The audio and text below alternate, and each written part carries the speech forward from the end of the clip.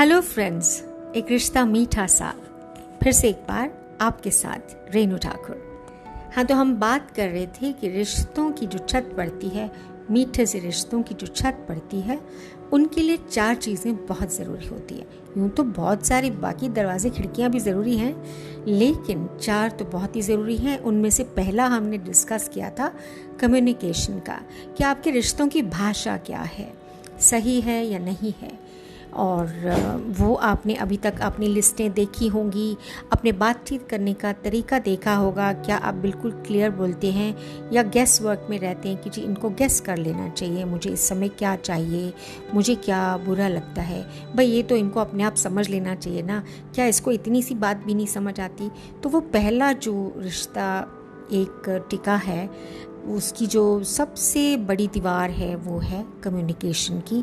Clear हो, respectful हो, proper हो, प्रिसाइज हो, रिस्पेक्टफुल हो, है ना। तो वो हमने कम्युनिकेशन का दीवार खड़ा करना है, पहला खंबा। दूसरा हमने बात की थी कि हनी को लाने के लिए भी मनी चाहिए। तो दूसरी जो बहुत ज़रूरी बात रिश्तों में होती है वो पैसे की होती है, मनी की होती है। There cannot be honey without money. This is what I feel. ये मेरे विचार हैं और मैंने अक्सर देखा है, जो मेरे पास केसेस आते हैं रिश्तों को टूटते हुए देखा है। टूटते हुए रिश्तों को मेरे पास आके जब भी सेशंस होता है, जो भी होता है, जब रिश्तों पर काम किया जाता है, जब पता चलता है, जैसे हमने 5 लैंग्वेजेस ऑफ लव की बात की थी कि आपके प्रेम की भाषा क्या है। गैरी चैपमैन की किताब है, बहुत अच्छी किताब है। 5 लैंग्वेजेस लव की हैं या 5 लव लैंग्वेजेस, बहुत ही अच्छी किताब है कि हर व्यक्ति की प्रेम की भाषा बहुत अलग होती है। किसी की एक्ट ऑफ सर्विस होती है, एक्ट ऑफ काइंडनेस होती है, प्रेज़ को सुनना, जितनी भी हमारी 5 सेंसेस हैं।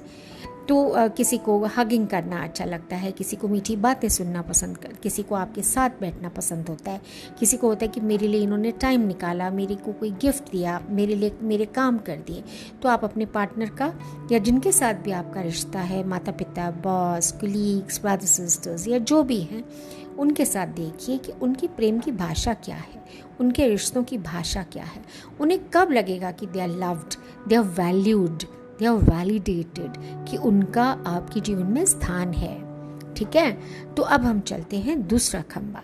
दूसरा खंबा मनी का है कि कोई भी रिश्ता टिक के तब तक रह सकता है जब मनी बीच में नहीं आए।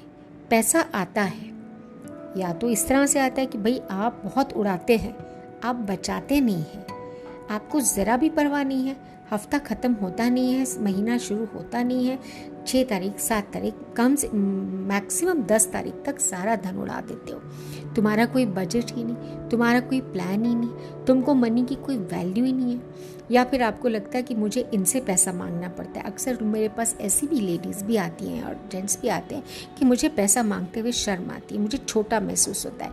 तो मुझे कुछ करना है कि मेरी अपनी पॉकेट मनी हो, मेरा अपना पैसा हो। चाहे उनके पास बहुत पैसा है, वो मुझे बहुत देते हैं, या हम दोनों डच हो जाते हैं, 50-50% करते हैं।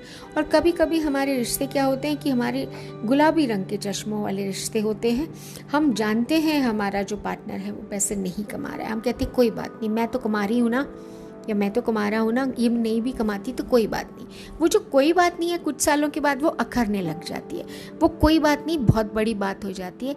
तब आपको बात बात पे लगता है कि भाई मैंने तो क्या करा, बोझ पाल लिया। इसको अपने आप भी सोचना चाहिए कि पैसा तो कमाना चाहिए ना। अगर मैंने बोल दिया था कि पैसा डजंट मैटर, तो इसने तो बात की गांठ ही बांध ली है।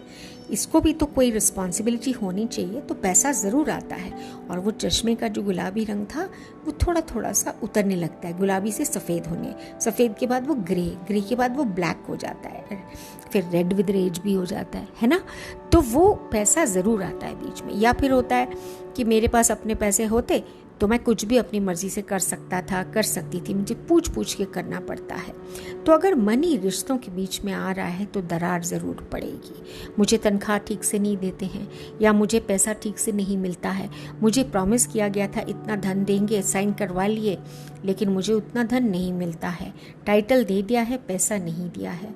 या ऐसा भी हो सकता है कि प्रमोशन नहीं मिली है, तब भी आपका रिश्ता खराब हो सकता है जॉब के साथ। आपने किसी को पैसा नहीं दिया वर्कर का, तो उसके साथ साथ आपका रिश्ता खराब, क्योंकि वो काम तो करेगा, फिर मुंह चढ़ा के करेगा और आपको वो पसंद नहीं आएगा कि भाई इसका मुंह तो फूला ही रहता है, आई एम गिविंग इनफ, ये नाशुक्रा है, इसने तो मेरी थैंक यू भी नहीं बोली है, मैंने तो पढ़ाई थी इसकी तनख्वाह। लेकिन उसकी अपेक्षा जो थी ना वो ज़्यादा थी, और कम्युनिकेशन आप दोनों ने प्रॉपर नहीं किया कि भाई ये रूल्स हैं, ये तुम्हारी सेट ऑफ ड्यूटीज़ हैं, इतना मिलेगा, मैं इतना चाहता हूँ, इतना मैं काम करूँगा। अगर वो कम्युनिकेट पहले से हो जाता, शर्तें पहले से तय हो जाती, दायरे पहले से तय हो जाते, बाउंड्रीज पहले से तय हो जाती, तो शिकवे शिकायत नहीं रहेंगे। तो पैसा रिश्तों के बीच में आ तो नहीं रही कहीं आपके। आप देखिए कितनी बार जब आपकी झड़प हुई है, साइलेंस हुआ है, या जो भी आपने एक दूसरे पे बौछारें की हैं शब्दों की, पेनफुल वर्ड्स की, उसके पीछे कितनी बार पैसा रहा है। Just make a list of all the episodes जहाँ पैसों के कारण तकरार हुई। और कई बार कपल्स में ऐसा होता है, आपस में एक दूसरे को बोलते रहते हैं, तुमने इतना काम किया, तुमने इतना ओवर टाइम किया, तुम क्या पैसे नहीं मांग सकते हो, तुमने बिल दे दिया, तुमने बता दिया मैं ट्रैवल करके आया, करके आई, मेरा इतना खर्चा हुआ, तो तुम बहुत केयरलेस हो, तुम बोलती क्यों नहीं हो। तो वो बोलते हैं कि जी मैं अपना काम कर रही हूँ, आप अपना काम रखिए, आप मुझे बार बार मत याद कराइए। फिर से पैसा जो है वो प्रॉब्लम की जड़ हो जाता है। So please explore your relationship, कि कहीं एक छोटी सी बात जो बैठकर प्रेम से की जा सकती है, दायरों के बीच में रह के बात की जा सकती है, कि वो पैसा जो है वो तो कारण नहीं हो रहा है रिश्तों को। अब देखिए जो पैसा है वो आपको किस कदर तक रिश्तों को तोड़ने या जोड़ने में मदद कर रहा है, ये आपने देखना है। और देखना कैसे, जैसे मैंने आपसे कहा था, एक सुंदर सी नोटबुक लगा लीजिए, उसमें लिखा कीजिए ना इन बातों को, कि जो आपका रिश्ता है मीठा सा, उसकी मिठास बरकरार है कि पैसे के कारण या कम्युनिकेशन के कारण वो टूटती जा रही है, ढहती जा रही है। ठीक है, तो भाई अभी हम बात करेंगे अगले खंबे की, अगले एपिसोड में। गेस कीजिए कि तीसरा खंबा कौन सा हो सकता है। आप चाहें तो मुझे मैसेज भी कर सकते हैं, और मैसेज में ये भी बता सकते हैं कि आप क्या चाहते हैं। कोई खास प्रॉब्लम है आपके रिश्तों में जिसके बारे में आप चाहते हैं कि मैं बात करूं, तो ज़रूर मुझे लिख के मैसेजेस में भेजिए, मुझे फॉलो कीजिए, लाइक कीजिए, शेयर कीजिए, और मुझसे ज़रूर कहिए कि मीठा सा रिश्ता बनाने के लिए आप और क्या क्या जानना चाहते हैं। अब मैं आपसे विदा लेती हूँ। Bye for now from Rishta Meetha Sa. Bye from Renu Thakur. See you next time.